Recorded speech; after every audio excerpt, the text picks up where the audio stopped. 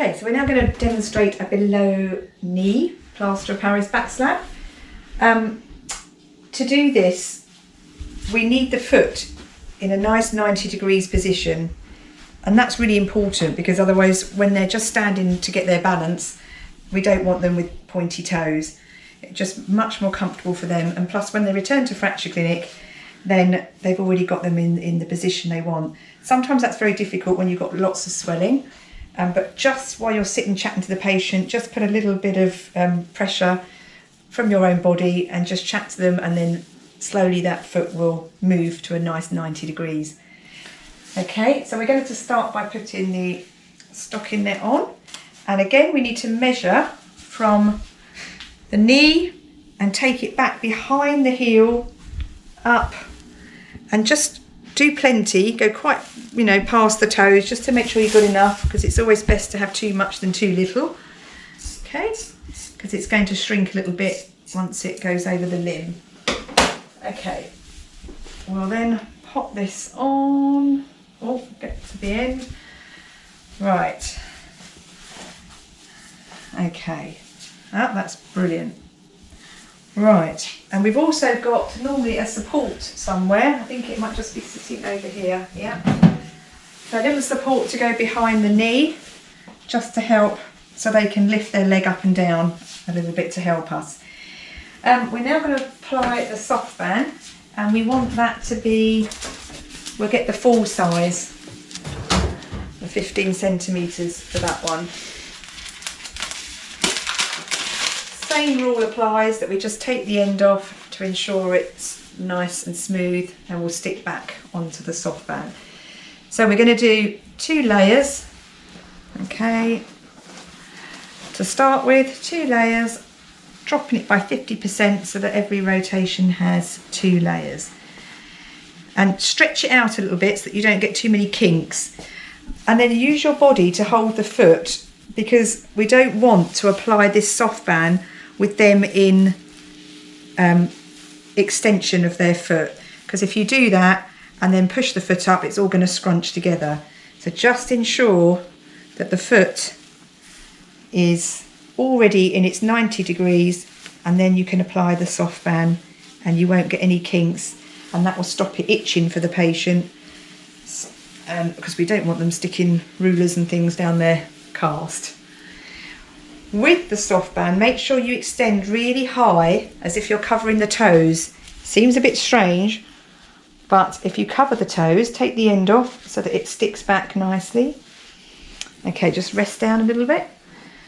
So we've gone over the toes with the soft band nice and high, so that when we turn this back, we're just going to check our position, and that way we have just created a nice neat end. The little toe is a little bit covered, so we're just going to take that back a little bit by just pulling it out and taking a little cheese slice off the end. We then try it again and see if we got a little bit better, much better, because the cascade of toes slope down. So now all the toes are exposed, and the cast is going to sit on the ball of the foot, right where I have my finger there. The cast needs to sit there on the ball of the foot so it keeps it nice, good positioning. We don't want the cast being under the arch and having it way back down here, because otherwise you'll get too much movement on the ball of the foot. Okay, so pull that back forward again now. Now we know it's all in a good position. We're ready to start cutting and measuring the plaster. So we're going to use, for the main slab, we'll use the 20 centimetres. Get 2 of those out. And then for the stirrups, because we need to do stirrups, 2 separate stirrups that's going to go from the top of the leg down and just sits just round onto the heel.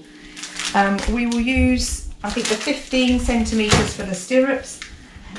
You always tend to go bigger than you think, because it does shrink when it hits the water. So, if I can get into it. Sorry.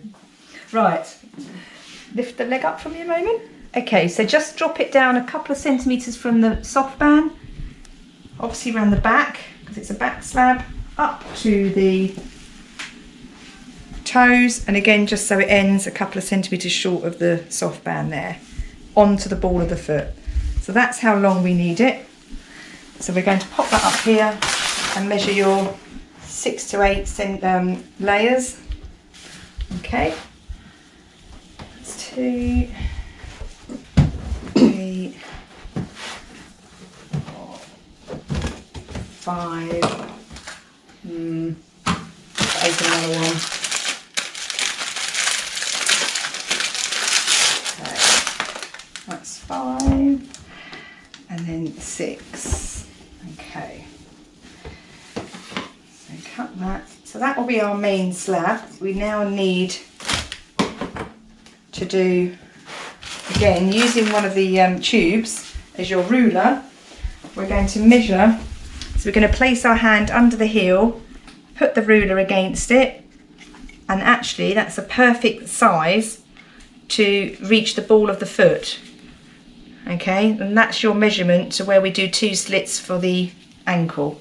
So we'll place the tube onto the plaster. Say as you keep moving the plaster backwards and forwards, and then we'll do a slit here and a slit the other side, and that will be our foot. We also tend to beforehand slope the plaster because of the cascade of toes.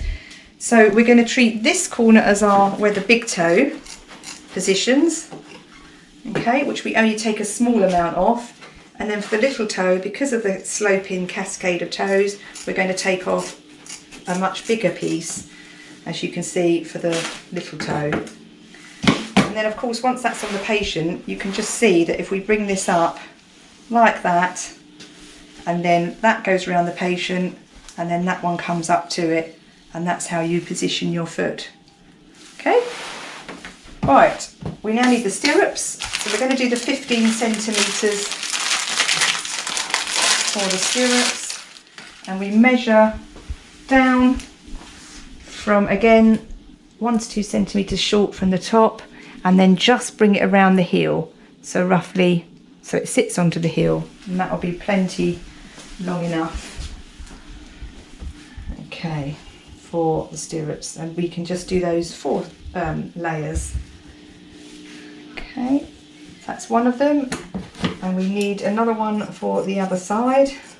So just move that over so you don't mix them up. That's 2. We need another one. Another one of the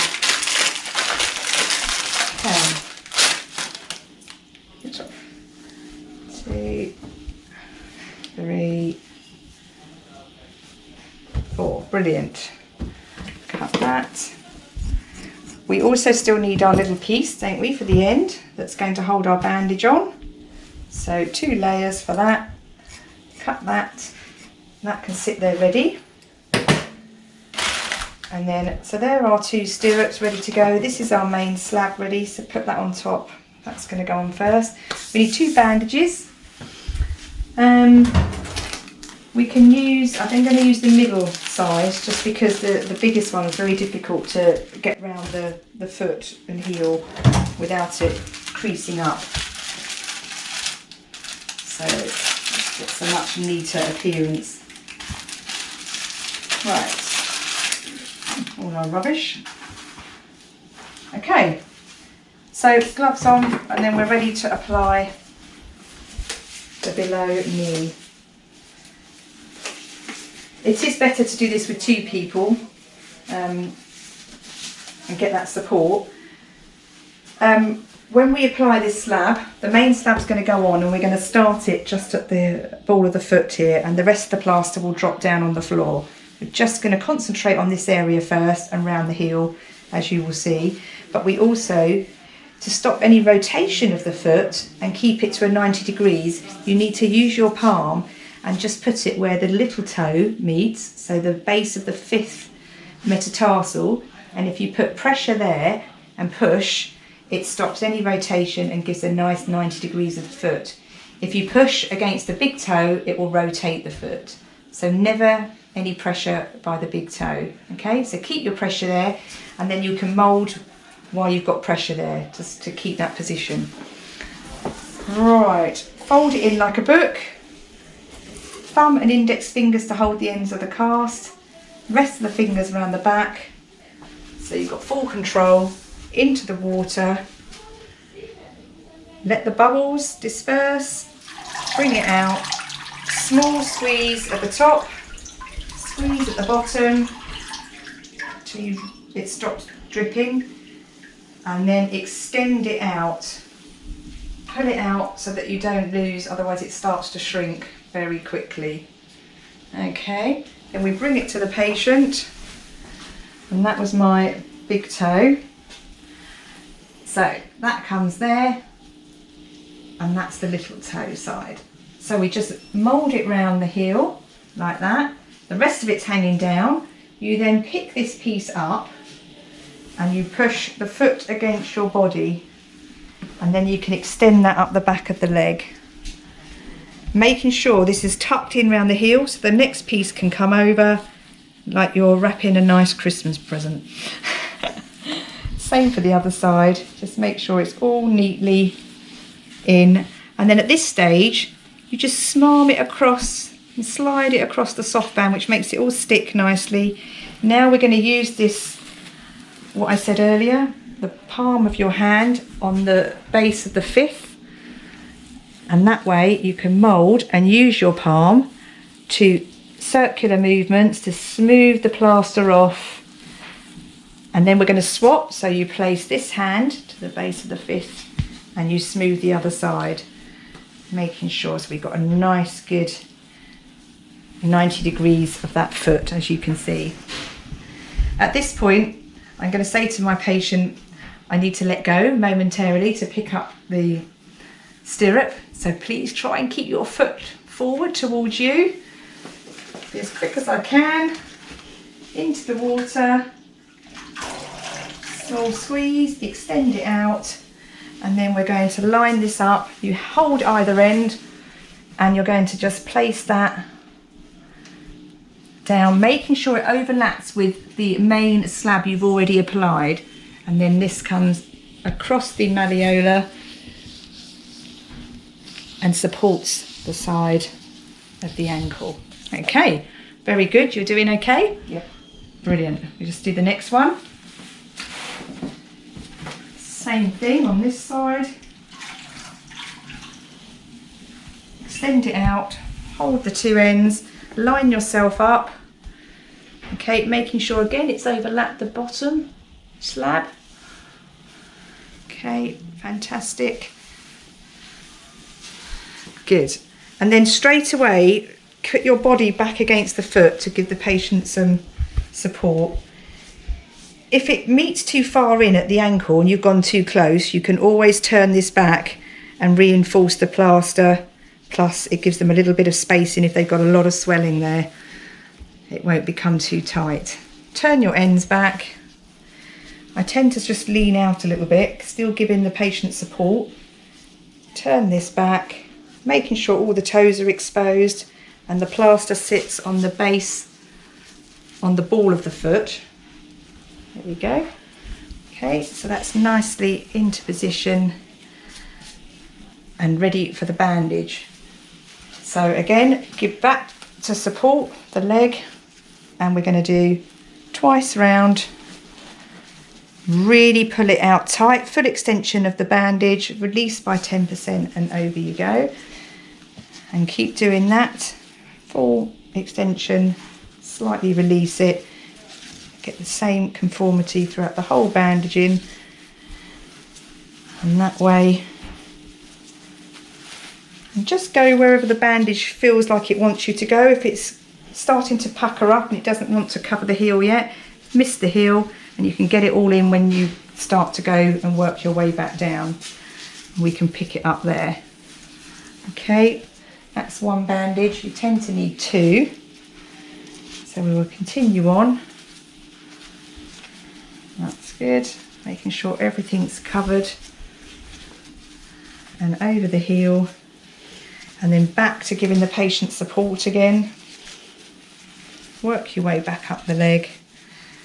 And at some point decide will stop. You can stop the slab and finish off either on the inside or outside of the leg, but never on the front, because that's where the soft area is, and we don't want it, your securing piece there, otherwise it will turn into a full slab rather than a back slab. Okay, keep that in position. I'm going to just do this with one hand and hope that's it. Bring it round, position that on, just move it down slightly, and that's your slab to secure it all.